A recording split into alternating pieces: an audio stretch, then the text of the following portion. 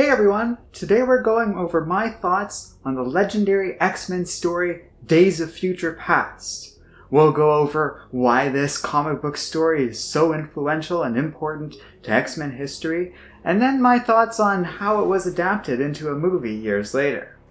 Be sure to subscribe to our channel for more comic book recaps and reviews. So this story is a pretty interesting case. It's quite rare for such a big story to be covered in only 2 comic book issues, but thanks to the tight writing of Chris Claremont, everything is covered, and with excellent artwork by John Byrne and Terry Austin, there's still plenty of room left for a deeply atmospheric setup on top of things. It's really amazing how creative this world is given what brief glimpse we get of things, but it feels well thought out and well done on the whole. I love all the details we are given of the state of a Sentinel-controlled America at the beginning of this story.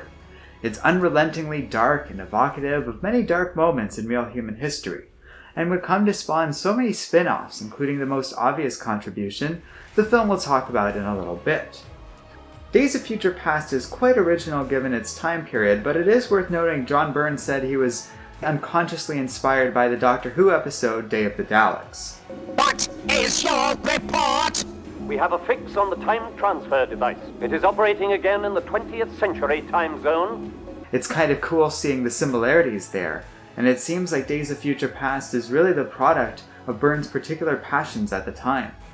The whole story is apparently some sort of negotiation between Byrne and Claremont, where Chris Claremont at the time had no interest in doing a story featuring the Sentinels, so this time travel adventure was a bit of a compromise they reached as a result.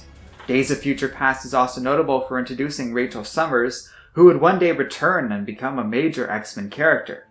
And this timeline would also spawn longtime X-Men enemy Ahab, and the whole concept of the Hounds.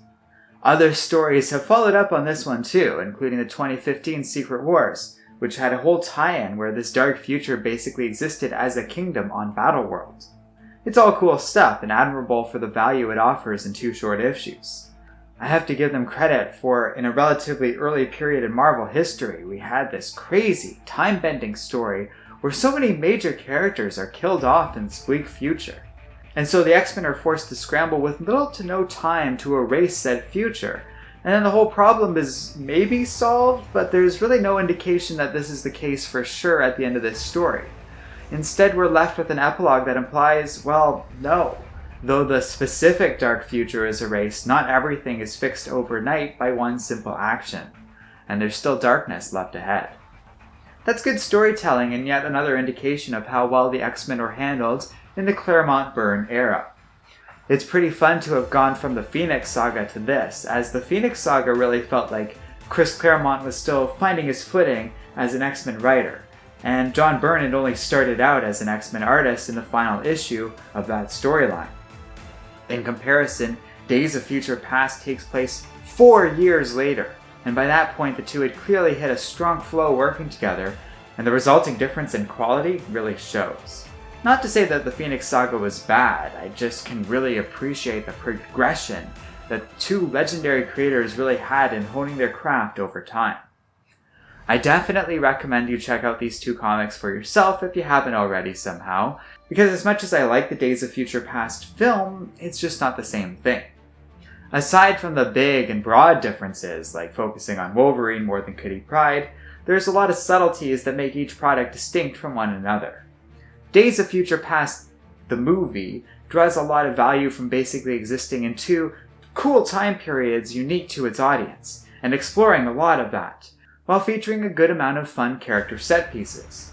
Days of Future Past, the comic, in turn, is much more focused on telling a story with the newest member of the X-Men at the time, Kitty Pryde. I understand why Logan was given this role instead in the movie, but we lost out on a very memorable and sad death that happens to Logan in the comics in the dark future. On the other hand, the comic doesn't really have anything like the juicy fun of that Quicksilver scene. So, ultimately, the Days of Future Past movie does what any good adaptation should do, in that it takes cool bits of the original story, adds in some new stuff, and kind of presents a new take on the famous tale. So there you have it, my thoughts on Days of Future Past, a great and legendary X-Men comic, absolutely essential to understanding the history of this team. Thanks for watching this, and be sure to check out the complete story we did a little earlier of this video. And finally, don't forget to like, subscribe, and keep reading comics.